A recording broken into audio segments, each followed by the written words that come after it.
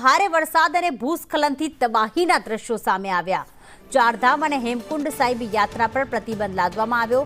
વરસાદથી વિનાશની વચ્ચે ચારધામ યાત્રા પર પ્રતિબંધ લાદવામાં આવ્યો છે। સરકારે 5 સપ્ટેમ્બર સુધી યાત્રા પર પ્રતિબંધ મૂક્યો છે। તો બાંસવાડા, રુદ્રપ્રયાગ, દેવપ્રયાગના રસ્તાઓ પણ બંધ। કેદારનાથ, તુંગનાથ અને બદ્રીનાથના રસ્તાઓ પણ હાલ બંધ છે। ઠેર ઠેર ભૂસ્ખલન થઈ રહ્યું છે। તો ચારધામ અને હેમકુંડ સાહિબ યાત્રા પર પ્રતિબંધ લાદવામાં આવ્યો છે। હાલમાં જે ચારધામની યાત્રાએ ગયા છે, યાત્રિકો ત્યાં જ ફસાઈ ગયા છે અને જેના જ કારણે તેઓ હાલાકીનો સામનો કરી રહ્યા છે। હરિદ્વાર ચારધામ યાત્રા પર અત્યારે તમે નીકળતા હોય તો એકવાર જરૂરથી રોકાઈ જજો, કારણ કે અત્યારે અહીંયા યમનોત્રી, ગંગોત્રી, કેદારનાથ ત્રણે ધામ બંધ છે। તેમજ અહીંયા બદ્રીનાથ જવાનો રસ્તો પણ ઠેર ઠેર જગ્યાએ બંધ છે, કારણ કે લેન્ડસ્લાઇડ સદંતર થઈ રહ્યું છે।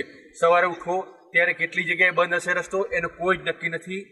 અને તેમજ તમે અહીંયા રસ્તા ઉપર નીકળી રહ્યા છો તો રસ્તો એટલો જોખમી છે કે રામ તરત યાદ આવશે। તો અહીંયા આવવાનું વિચારતા હોય તો એકવાર જરૂરથી વિચારી જોજો કે જવું કે ના જવું, કારણ કે તમારા ચારધામ અત્યારે પૂરા થઈ શકે એવું ક્યાંય શક્ય લાગતું નથી। તમારા અહીંયા યમનોત્રી, ગંગોત્રી કેટલા ટાઈમથી 1 મહિનાથી બંધ છે, તે ખુલવાનું હજુ સુધી શક્ય નથી। કેદારનાથ ધામ યાત્રા અંદાજે 2 દિવસ પહેલાં બંધ થઈ ગઈ છે અને હજુ પણ કેટલા દિવસ સુધી બંધ રહેશે એનું પણ કોઈ નક્કી નથી।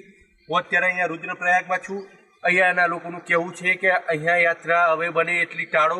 અહીંયાના સ્થાનિક પોલીસનું પણ એવું કહેવું છે કે યાત્રા ટાળો, કારણ કે અહીંયા વ્યવસ્થા સાચવવી બહુ જ મુશ્કેલ થઈ રહી છે।